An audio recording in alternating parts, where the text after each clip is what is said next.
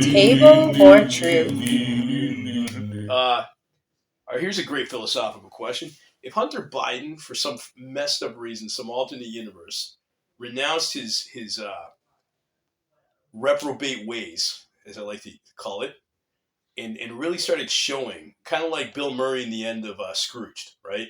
Really started showing, or Groundhog Day, where he started showing this side of himself that's really like trying to, for the right reasons, wanting to help humanity, right? And he wanted to run for president. People, look at all the dirt that you've been caught with, dude. How in the world would you be a good president? Wait, just let me finish. All right. Is it wrong for the public to forgive Hunter Biden, or is it right or wrong for the public to just hold it against Hunter Biden for his past if he's showing a sincere track record of repentance? Or should we just continuously just like throw him under the bus and be like, dude, you suck. You're like the Joe Bluth of American politics. You know, like you're not worthy to be a president. But for the next 4 or 5 years, he had a very good track record of like real, sincere. I don't know, like reformed hoodlum. You know, and he's like, I feel like I've learned from the mistakes of my past. I realized that debaucherous lifestyle was an empty road, and I know I'm not the best candidate in that sense, but I sincerely want to help the American public. Should we vote for a Joe Biden, a Hunter Biden like that? Well, you can if you want to. Why wouldn't all of us, if we really saw that he meant well and he was really trying to do his thing? Well, just like his barista job. You mean like what AOC? You said barista, so you know what barista is? Yeah, it's like a bartender, right? Or a coffee shop person. That is the oil company that's in Ukraine. Oh, okay, sorry. That paid him all I the thought you were money. talking about AOC. Okay, yeah. Yeah, so he was corrupt at one point. But what I'm saying is that he doesn't have any experience. Why would I vote for him? What if he got hit in the head with a rock and became somehow a savant genius and all of a sudden showed that he single-handedly was able to start 2 Fortune 500 companies? You're like, holy cow, you really are a genius now. Would you vote for him then? No. Because of the sins of his past? No, because he has no experience that I want representing me to run this country. What if he wrote some amazing papers that somehow seem to save society's social mores? What is with you and Hunter Biden? It's just thought experiments. I think this is what people want to know. No. And just no. Hunter Biden will never hold public office. Probably, yes. Especially now. But I'd like to think in a parallel universe. We live in a society where us, the public, aren't so self-righteous to not enact a little bit of grace for those who are really working hard to redeem themselves. I think there's some element of nobility in that. You got to earn it. That's fair. You got to earn it, right? Would you agree with that? Yes, but we do have, and we it's not as bad as it was a couple of years ago. The cancel culture. Cancel culture is horrible. Where it's like the Inquisition. Someone has said something 10 years ago. Yeah, 10 years ago. Yeah, because people got sick of that shit because they went to the extreme. Yeah, I know. Because it's like, listen, in that case, everybody's canceled. Right. Like you can't live in a world like that. Well, a good example of that was Kevin Hart, right? Who, again, back in the day, back in my day when I was growing up, right? The terms used back then when it was the N word, the F word. Kevin Hart, who happens to be black. Right. And those jokes that, he dropped weren't shunned at that time. Right. Whether it was... whoa, we're on the air, bro. Disparaged. Right. The gay lifestyle for a joke. Yeah. Right, which is frowned upon today. Right. And since then, he has evolved where, he understands the pain that would cause and has supported the LGBTQ community. Fair enough. And they turned around, and as a matter of fact, he was hosting the... awards of something. Yeah, it was the Academy Awards. Right. And again, it was the LGBTQ community that said, no, this is unacceptable. Can't have to, because 15, 20 years ago, he said bad joke about. Could it be that amount of legalism and puritanism? When you said legalism, well, just legal. rules that are just so legalistic, where you have to be sterilely perfect forever, might have ended up backfiring on the, I suppose, the political themes of the such community. It could have, but I don't think so. And I mean, we could say the same thing about fundamentals. What we saw was the right kept pointing out cancel culture as a problem. It is a problem, but they were looking at that it was happening to people on the right. Online on social well, it media. certainly was, and not so much on the left. What we saw was, in truth, the of the 10 or 20, 80% of the top sites in social media were right sites. So they were saying that they were getting canceled. Yeah, but they had the top. Because could it be that the mainstream media that tends to demonize a lot of these sites were working against them too? Now, once again, why were you bringing the mainstream media? We're going back to full circle. We like to do this in this show. No, it wasn't mainstream media. Again, the cancel culture. Well, that was what you would have is you start off with one or two Yahoo, an influencer, and next we can look at the. So the mainstream media didn't campaign against that. No, and said, hey, you know what, you guys are going too far. We may not like Kevin Hart's what he did or some other. Well, Kevin Hart isn't even right wing, but we'll just say Ben Shapiro, right? But this whole trying to find the littlest infraction that he's done throughout his life is going a little too far. They didn't go out and support that, or did they? Well, no. Well, when you have could it be that maybe that's the reason why the population is finally just you know what, we're done, because it's you guys are insane. Well, I'm not saying that what they do is they always change the method. So they're not really sincere. So then people, therefore, have no reason to trust them, even though they're news. When you say they, who's they? The overall theme of the mainstream media. See, again, you keep bringing the mainstream media and MSNBC, CBS, No, I know ABC, who you're talking about. Fox News. But you keep bringing them in the cancel culture. They weren't the mainstream they weren't media the perpetrators of it, but they didn't seem to necessarily defend people that happen to be their adversaries on the right. Again, that were being lampooned unfairly due to cancel culture. They kind of just sat in the sidelines and waited to see what happens if they truly were bastions of truth and justice. Again, I guess that's not their job. That's not their job. Okay, so their job is not really learning the truth. It's not about no. That's not what you're saying. They're supposed to influence. They're supposed to change mind. They're supposed to put American together. Why do we need them? Is to report the truth. You mean the absolute truth, or just tidbits of the truth? No, half-truths? The truth. The half-truths? No, the truth. You mean the absolute truth? The truth. Okay, so the absolute truth, which is I'm assuming that's what you mean, the truth, is that, for instance, cancel culture going too far is actually toxic to everybody, and therefore it didn't need to go to that extreme. Why didn't they do an expose on that? Again, an expose. Why do they have to? Am I using the wrong term? No, but why do they have to do an expose? Why not? People, there was a lot of people that were starting to feel very uncomfortable about this, McCarthyism, and you can't say this, you can't do that, you got to watch everything you say. It's like you're trying to sterilize the language. But you're saying that it was not covered. Not by most mainstream media, as far as I can tell. No, I don't remember seeing any real exposés trying to show the drawbacks to the extreme of cancel culture. But again, it was reported. I know Tim Pool reported it. No, mainstream media also reported some of these items that were canceled. You can say the Bud Light. No, they didn't seem to necessarily support it. They just not reported that they're not there to support. They're there to report the truth. Okay, so the truth is, after all, somebody fought the battle for them. That is Bud different. Light lost a ton of stock because they made a bonehead decision to cater to demographic that didn't really represent their demographic that much. And if that wasn't true, then their stocks wouldn't have tanked. But I guess you're right, maybe, sort of. I looked at that a little different.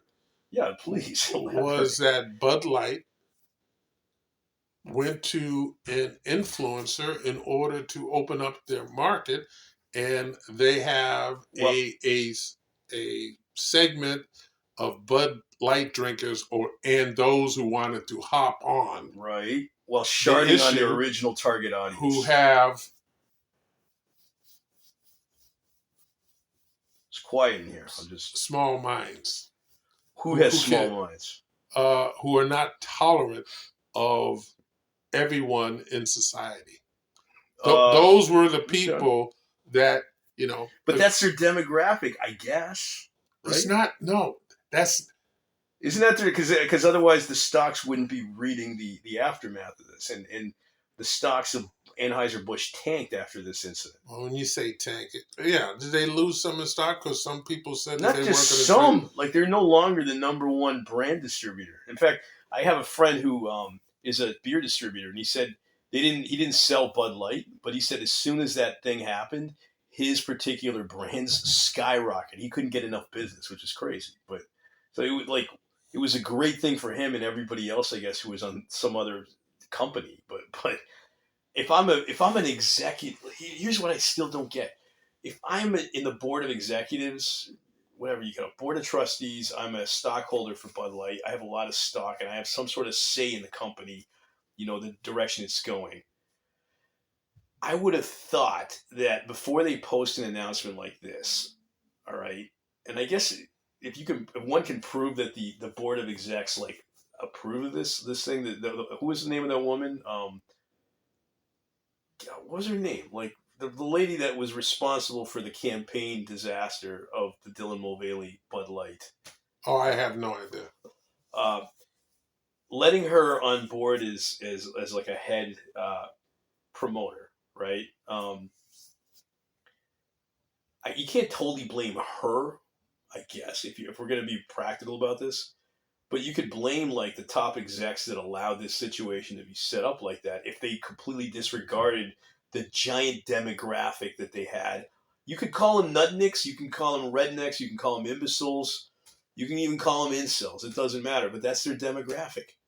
And so I guess it's their free will to like completely tank their stocks. Well, you're making it sound like they knew what was going to happen. You think they would? They run a freaking beer company. What? How would you? It's not rocket science. If I knew that most of my demographic were like salt of the earth, whatever you want to call it, you know, straight, if I may be so bold, not necessarily a big advocate of, we'll say, the trans movement.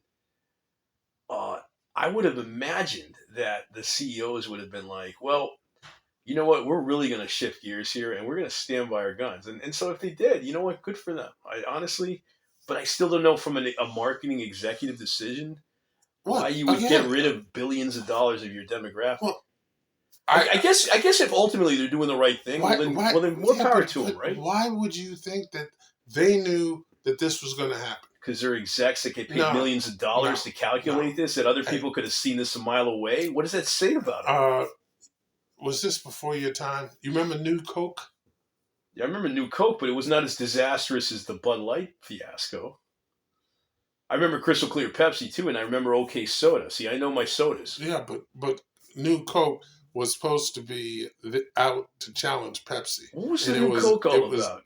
They wanted to, because you had just had a new label on it, right? Huh? They just had a new label on it, right? No, it was they changed the formula, and it was looked at to replace classic Coke. Was this during like the new math phase and the talking phone book and all that crap too? I don't know about the talking phone book, but when the Coca-Cola company came out with New Coke, it was supposed to replace the classic Coke. But and it was sweeter in order to challenge Pepsi. Right, but then people rejected it because they were afraid of change. Well, it wasn't about afraid of change. We got Pepsi.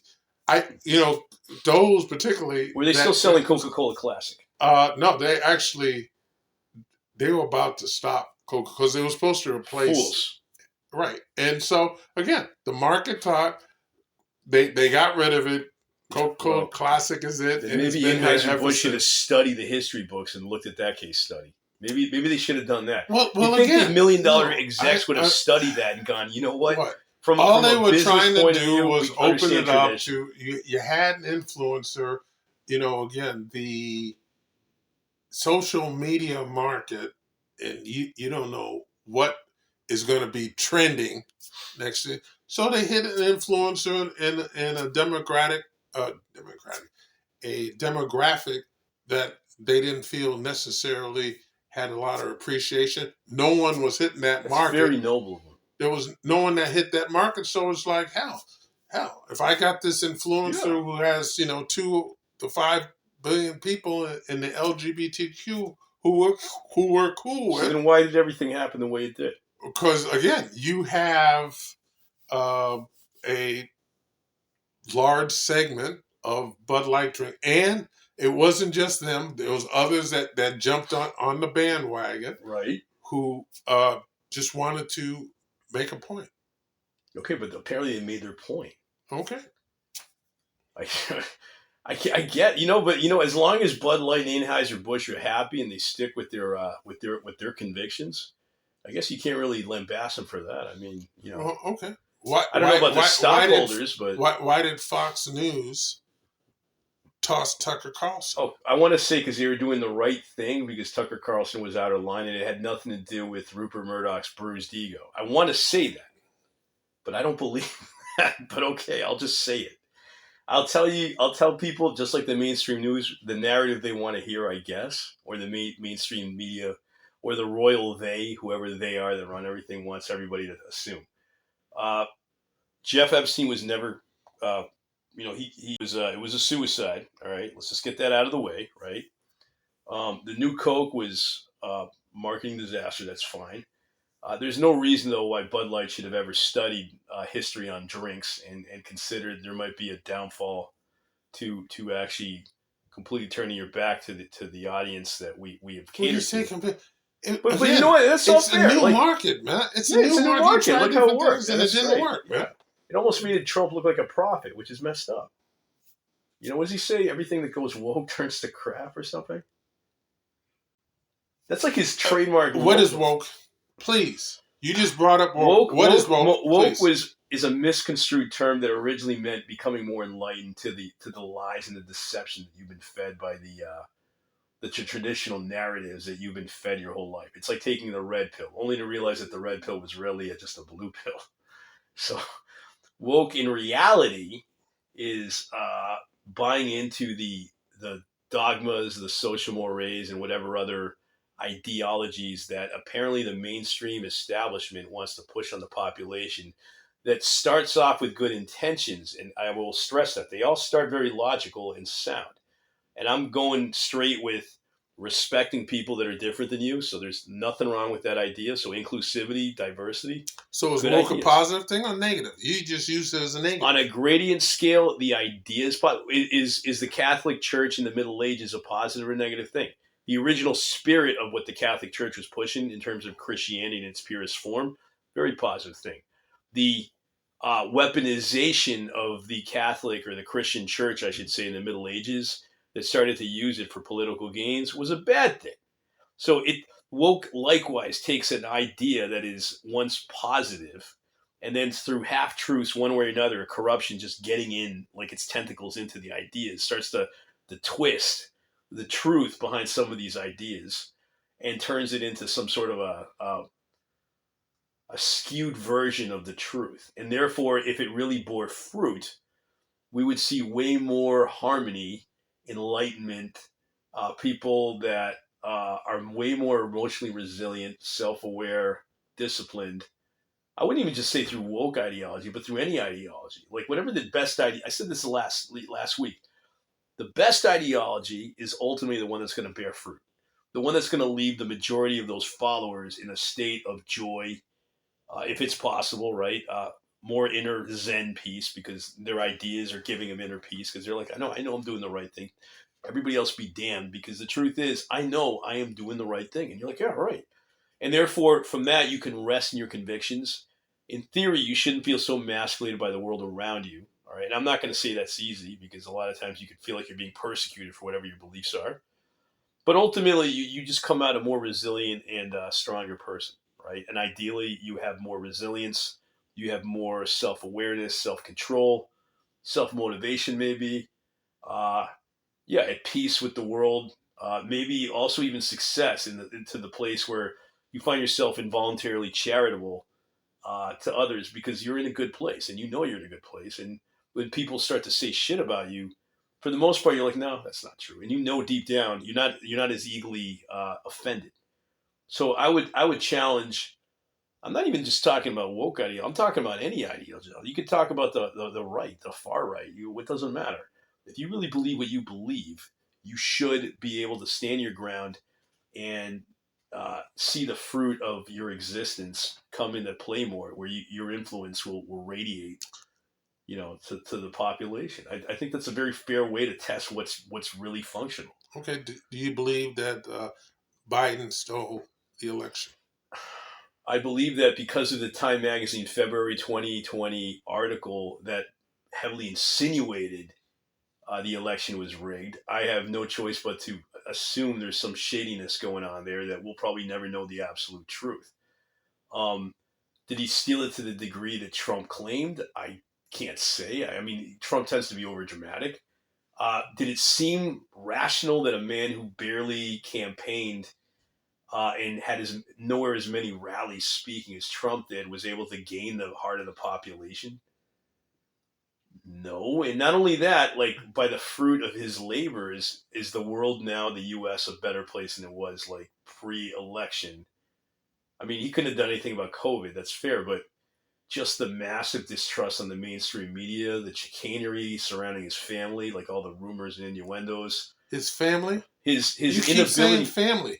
Is Hunter Biden. Yes. That's one. Yes. That's not his family. Well, that's He's technically got his family, unless family. he disowns his son. But the fact that during the Maui fires, it was almost insulting. What is with you and Maui, man? I don't know. I guess I care about the people of Maui. I'm sorry. Forgive me. All right. So what's your complaint about the president and Maui?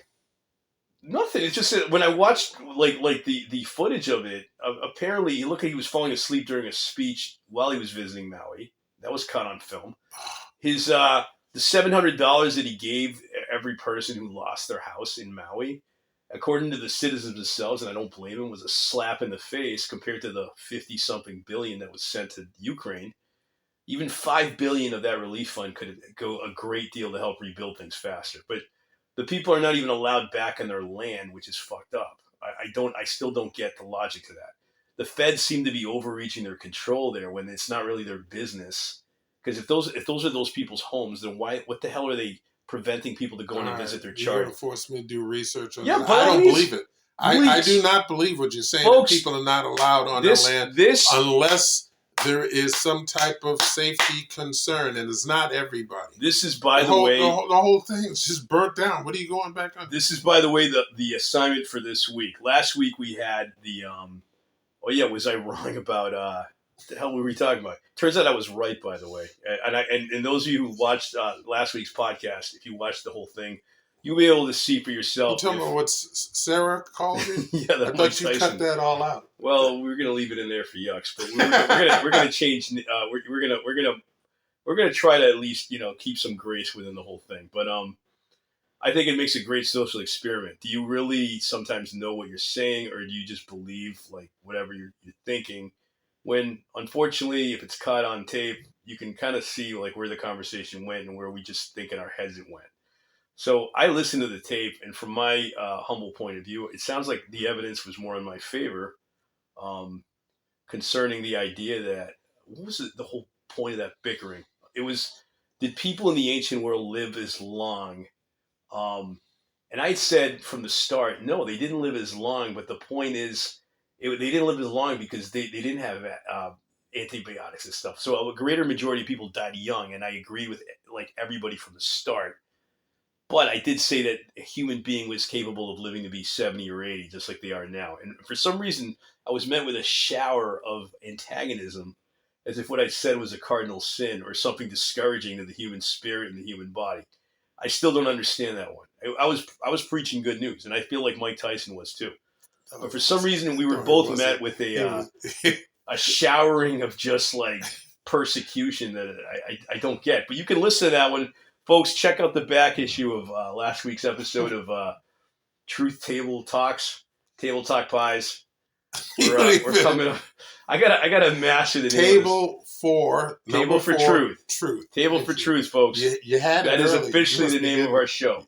And I think this week's, for those of you who are listening, this week's cliffhanger moment will be, well, what the hell happened in Maui, and what evidence was there of the government cover-ups against the good people there? Cover-ups, my God. Literally, like their land is covered by a giant fence. Ironically, there's a fence around their land. There's not one in the southern border, but there's one definitely around the Maui district. Sure you don't have your QAnon card? I saw the videos with my own eyes. Okay, I don't know. Maybe I'm crazy. Maybe the guys that were filming that were citizens of Maui were plants. You're right. They could be all deep fake, and maybe I bought into it. Maybe they were aliens. I don't know. I mean, again, I can only do so much because I'm immortal.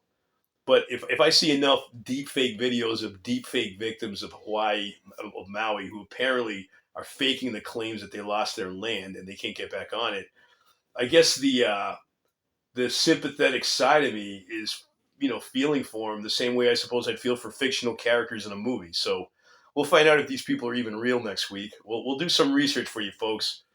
And I think we could probably cut it there, because I think this is a pretty good show. We had a little bit of everything.